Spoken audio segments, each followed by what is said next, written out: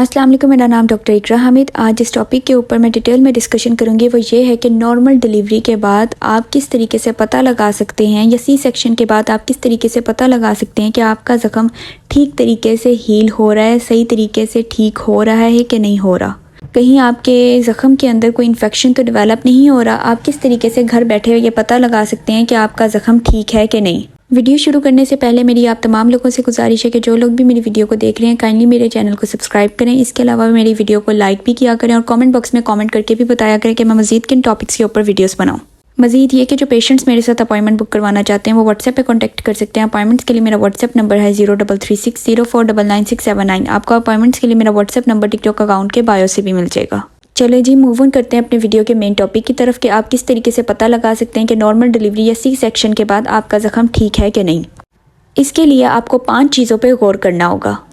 पहली जो चीज़ आ जाती है वो ये है एक्सेसिव पेन। अगर आपको आपके ज़ख़म पे बहुत ज़्यादा दर्द हो रहा है, एक तो होता है ऑपरेशन के बाद या नॉर्मल डिलीवरी के बाद एकदम से आपको दर्द होता है, वो वाला दर्द तो ठीक है, लेकिन जैसे जैसे दिन गुजरते जाते हैं तो दवाइयों के साथ ये दर्द कम होता जाता है। लेकिन अगर दिन गुजरने के बाद भी दवाइयों के इस्तेमाल के बावजूद इस दर्द में कमी ना आए तो ये नॉर्मल बात नहीं है। अगर आपको इस तरह से दर्द रह रहा है तो फ़ौरन अपने डॉक्टर को कॉन्टैक्ट करें। ज़रूर फिर आपका वोंड यानी कि आपका जो ज़ख़म है उसके अंदर इन्फेक्शन है। दूसरी चीज़ जिसको आपने नोटिस करना होता है वो ये है कि आपने ये देखना है कि आपके ज़ख़म वाली जगह पे सूजन तो नहीं है। टांकों के ऊपर बिल्कुल भी सूजन नहीं होनी चाहिए। अगर आपके टांकों के ऊपर सूजन है तो इसका मतलब ये है कि आपके टांके अच्छे तरीके से हील नहीं हो रहे। तीसरी चीज़ जो आपने नोटिस करनी है वो ये है कि आपने अपने ज़ख़म वाली जगह को नोटिस करना है कि उधर का टेम्परेचर कितना है। अगर आपके ज़ख़म वाली जगह का टेम्परेचर आपके बाकी तमाम बॉडी टेम्परेचर से ज़्यादा है तो ये भी इन्फेक्शन की अलामत है।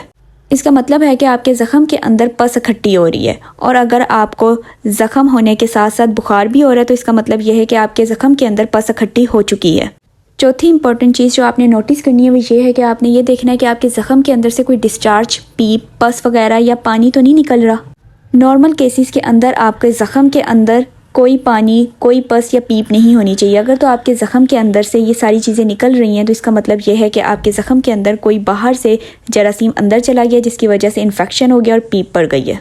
पांचवी अहम बात जो आपने नोटिस करनी है अपने ज़ख़म के अंदर वो ये है कि आपने ज़ख़म का कलर नोट करना है। अगर आपका ज़ख़म बहुत ज़्यादा ब्लू है या रेड है, बहुत ज़्यादा सुर्ख रहता है, या फिर आपका ज़ख़म बहुत ज़्यादा एक्स्ट्रा पेल रहता है तो ये बात भी नॉर्मल नहीं है। इसका मतलब ये है कि आपका ज़ख़म प्रॉपर्ली ठीक नहीं हो रहा और आपके अंदर इन्फेक्शन हो रहा है। इसलिए फ़ौरन अपने डॉक्टर को कॉन्टैक्ट करें। दरअसल मेरे पास पेशेंट आई थी और उनसे जब मैं पूछती थी, उनको बहुत ज़्यादा बुखार रह रहा था, तो मैं उनसे पूछती थी कि नॉर्मल डिलीवरी के बाद आपका जो ज़ख़म है वो ठीक है, तो वो कहती थी हाँ वो ठीक है। पहले दिन भी उन्होंने यही कहा, दूसरे दिन भी उन्होंने यही कहा। फिर जब मैंने तीसरे दिन उनसे पूछा तो उन्होंने कहा कि ज़ख़म के अंदर से पानी निकल रहा है। तो तब मैंने सोचा कि पेशेंट एजुकेशन और अवेयरनेस के लिए इस टॉपिक के ऊपर वीडियो बनाना बहुत ज़्यादा ज़रूरी है ताकि आपके लिए हेल्पफुल हो सके और आपको पता लग सके कि आप किस तरीके से ये चीज़ का पता लगा सकते हैं कि आपका ज़ख़म ठीक है कि नहीं है। मैं उम्मीद करती हूँ मेरी आज की ये वीडियो भी आपके लिए बहुत ज़्यादा इन्फॉर्मेटिव होगी। मज़ीद इन्फॉर्मेशन हासिल करने के लिए मेरे चैनल को सब्सक्राइब करें। तब तक अपना ख्याल रखें। अल्लाह हाफिज़।